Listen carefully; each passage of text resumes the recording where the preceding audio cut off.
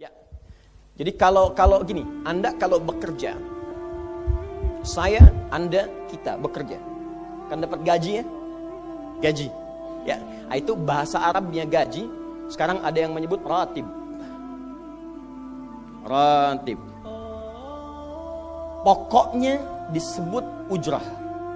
Pokoknya yang harus dibayar. Makanya kalau Anda ke Timur Tengah itu naik taksi, ada tulisan atasnya taksi ujrah. Ya, bukan punya si ujrah. Nanti kalau ke Mekah naik taksinya punya si ujrah, si ujrah punya banyak taksi. Bukan. Itu taksi bayar. Bukan gratis, bukan free. Jadi begitu Anda keluar menggunakan jasanya, bayar, berikan pokok dari jasa yang telah dia kerjakan. Perhatikan baik-baik. Teman-teman sekalian, ketika Anda bekerja dalam urusan dunia, Anda mendapatkan ujrah. Nih bayar, 10 dinar, 10.000 rupiah, sekian, sekian, sekian. Ketika Anda kerjakan untuk misi akhirat supaya bekal untuk pulang, bukankah 10 juta ditabung, tabung, bikin rumah kan? Beli pakaian yang elok, beli kendaraan. Sama persis Anda sholat itu diberikan juga bayarannya, diberikan juga pokok pemberiannya. Anda puasa diberikan pokoknya, baca Al-Quran dikasih bayarannya. Namanya pahala. Dalam bahasa Al-Quran disebut ajrun namanya. Dunia ujrah, akhirat ajrun. Lahum ajrun ghairu mamnun. Ajrun. Berapa ukurannya? Minimal 10. Turun Quran surah ke-6 ayat 160. Ya, kita keluarkan supaya terukur. Ya. Setiap pekerjaan dunia menjadi nilai akhirat punya poin. Pekerjaannya disebut hasanah namanya. Ya. Amal solehnya disebut hasanah. Siapa yang mengerjakan di dunia pekerjaan punya nilai akhirat, amal soleh namanya hasanah. Setiap hasanah punya poin 10. Man jaa bil hasanati falahu asyru amthaliha. Siapa yang mengerjakan perbuatan di dunia dan punya nilai akhirat, bekerja dikerjakan karena Allah mencari yang halal. Tuliskan poinnya. Salat, tuliskan poinnya. Setiap pekerjaan 10. Hitungannya 1 keduanya 500 tahun, 2 ketiganya 500 tahun, 3 keempatnya 500 tahun. Jadi jangan menghitung 1, 2, 3 terlalu sedikit. Di hadis Muslim saya sering katakan ke masjid saja dapat 25 poin baru nyampe.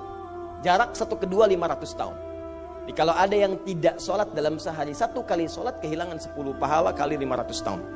Dia kehilangan pahala 5.000 tahun. Ya, dosanya berapa? Nah, makanya sering kita bermohon begini, ya Allah, jadikan semua perbuatan duniaku punya nilai akhirat supaya ditampakkan di akhirat. Di hasanah dunia ini akan ditampakkan saat dihisab di akhirat.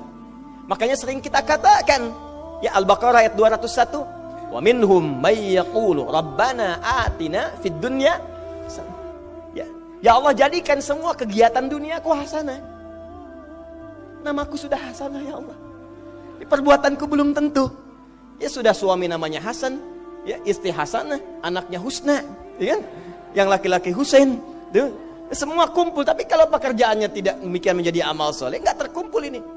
Ya, dan akhirat pun nampakkan lagi hasanahnya. Maka diteruskan ayatnya, wa fil akhirati hasanah. Makanya saat di akhirat itu ditampakkan, faman ya'mal mithqala dzarratin khairan yarah. Ya, makanya kalau mau mithqal, yang khairan yarah. Jangan yang syarran yarah. Ya, pada yang baik-baik, miskol tahajud, miskol untuk baca Quran, ya, miskol untuk bisa tilawah, miskol untuk mengingatkan puasa sunnah, itu khairan yarah. Ya, miskol pada yang tidak bagus tinggalkan, itu syarran yarah. Ini balik sini. Maka dapat kita nilai ini kembali kepada Allah, kumpulkan semua ini. Tinggal nanti tergantung Anda mau punya rumah di yang mana daerahnya. Komplek yang elit di Indonesia, di sini Jakarta ada Pondok Indah. Ada beberapa tempat-tempat yang lainnya, elit kalangannya, Menteng dan seterusnya. Maka di surga pun ada komplek yang elit-elit. Ada Firdaus, ada surga Aden, ada macam-macam. Tinggal Anda cari bekal yang serius, turunkan kemudian ke bumi. Cuman sayang, dari sekian waktu yang Allah berikan disebut dengan ajal, menjadi batasan kita untuk beramal. Setiap kita dibatasi oleh waktu. Seperti Anda pun bekerja dunia, bukankah ada waktunya? Waktu produktif untuk bekerja, setelah itu ada masa pensiunnya. Dalam bahasa Arab, sesuatu yang kita kerjakan dengan batas dan setelah hilang batasnya, selesai aktivitasnya, disebut dengan ajal namanya. Maka Allah membuat ketentuan, kita pun tidak abadi di bumi. Setiap kita punya batas waktu. kalau selesai dinas kita dan pulang kita untuk mempertanggungjawabkan semua yang kita kerjakan di sini. Maka turun Quran surah ke-7 ayat 30 berapa? 4 untuk menggambarkan ini. Walikulli ummatin ajal fa idza jaa ajaluhum la yastakhiruna sa'atan wa la yastaqdimun. Setiap umat seluruhnya tanpa kecuali itu pasti punya batas waktu untuk beraktivitas dan selesai pulang. Aktivitas kita ketika bergerak mencari kehidupan ma'isyah, pekerjaannya disebut dengan asya. Diingatkan kalau harakat fathah turun ke bawah kasrah artinya selesai harakatnya, hilang pekerjaannya. Dari asya menjadi isya. Setiap hari diingatkan kita dengan salat isya. Hei, seaktif-aktifnya Anda, sesibuk-sibuknya akan selesai semua itu dan semua kita akan pulang. Bukankah setelah isya kita terpejam? Itu kan latihan. Makanya dalam doa saat akan tidur jadi disebutkan bisikallahumma amutu wa ahya. Ada riwayat lain ahya wa amut. Riwayat populernya amutu wa ahya. Mungkin malam ini saya pulang, saya meninggal. Makanya saat kita bangun dari tidur kita ucapkan alhamdulillahilladzi ahyana ba'dama. Ada maknya, sementara aja. Satu saat mungkin pulang. Kita nggak tahu di bagian mana yang tidur itu mengakhiri kehidupan kita saat kita pulang. Karena itu serius. Ada saatnya kita pulang. Nah teman-teman, ternyata sudah tahu akan pulang pun masih ada yang tidak memanfaatkan waktu dengan baik. Tanyakan pada setiap manusia ya. Dari detik ini, dimulai dengan diri kita. Kita manusia kan? Tanyakan pada diri kita. Anda wafat tidak? Anda pulang tidak? Anda meninggal tidak? Kalau sadar pulang, maka cari bekal yang baik. Berarti Allah benar kan? Kata Allah setiap kita akan wafat. Kullu nafsin dha'iqatul maut. Setiap yang punya jiwa meninggal. Bahkan dikasih informasi jelas kok.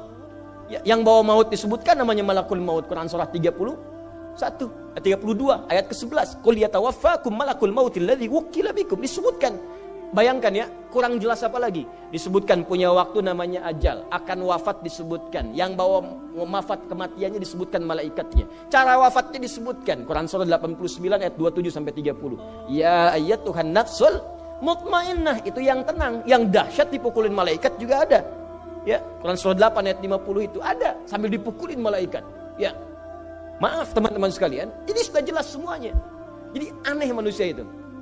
Sudah tahu akan meninggal. Tahu ada kenikmatan, ada siksaan. Tahu ada surga, ada neraka. Tahu ada kenikmatan kubur, ada siksa kubur. Kenapa masih main-main juga? Kenapa nggak dimanfaatkan? Dan dia tahu ada yang menyolatkan, ada yang disolatkan. Apa nggak sempat terfikir ketika Anda wafat siapa yang menyolatkan? Bukankah yang paling indah yang menyolatkan orang yang selama ini kita rawat? Anak yang pernah dikandung, diberikan ASI, dirawat-rawat. Anda menyiapkan apa gitu? Kita menyiapkan apa? Sayang-sayang investasi keluar banyak ketika wafat gak bisa berlaku apapun. Bahkan ada yang sebelum wafat pun sudah dibuang dari keluarganya. Waliyadzubillah. Nah, sekarang dari sekian kegiatan aktivitas kita, berapa yang sudah punya nilai di mata Allah menjadi amal saleh? Sekarang kita ukur. Ya, sekarang kita ukur. Pelan-pelan sebentar ya. Ini rata-rata usia berapa tahun? Oh baik. 40 tahun ke atas ya. Ya. Walaupun atasnya mungkin agak banyak atas gitu ya, bagian. Nggak apa-apa. Fokus sini ya. Edisi kali ini fokus saja. Biarkan saya yang datang, terangkan, tulis, hapus ya. Antum simak aja lah. Simak, tulis dengan baik. Mau ketawa-ketawa sudah masuk surga, alhamdulillah. Udah cukup dengan amin. Lihat dulu. Ini saya sering sampaikan. Ini kita kasih batas standar di Al-Quran aja lah. 40 tahun misalnya. Ya, standar keseriusan beraktivitas.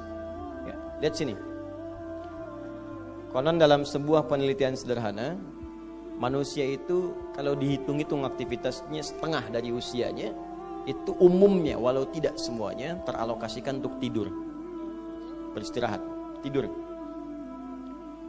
Dari mulai lahir, bayi kecil tidur, dewasa beraktivitas tidur siang, tidur malam, tidur macam-macam, tidur kecapean, tidur ngantuk, tidur lelah, tidur segala rupa, tidur. Setengah dari usia. Jadi kalau 40 tahun, tidurnya berapa tahun? 20 tahun. Baik. Sisanya beraktivitas, ya. Nah itu berapa tahun? 20 tahun. Jadi di sini kalau kita hitung, ya kalau beriman, alhamdulillah kita sholatnya, puasanya, baca Qurannya, tapi juga kerjanya, tertawanya, candanya, macam-macamnya 20 tahun. Dari 20 tahun ini, berapa yang jadi aktivitas ibadah? Yang jadi ibadah berapa? Ya, jangan terlalu pesimis ya, ambil 10 tahun misalnya. 10 tahun ibadah. Nah, jadi di sini adalah sholatnya, baca Qurannya, puasanya, dan sebagainya, sedekahnya, infaknya. Apakah semua ibadah itu langsung diterima? Belum tentu. Syaratnya ikhlas. Wa ma umiru illa liya'budullaha mukhlishina lahuddin. Quran surah 98 ayat 5. Pertanyaannya, dari ibadah yang kurang lebih 10 tahun ini, berapa tahun yang ikhlas? Ya, ambillah tengah-tengahnya 5 misalnya kan. 5 tahun. Ini yang ikhlas, insya Allah. Yang ikhlas kurang lebih 5 tahun. Jadi usia 40 tahun ini, yang produktif amalan yang kurang lebih harapan kita diterima oleh Allah insya Allah 5 tahun. Dosanya berapa tahun?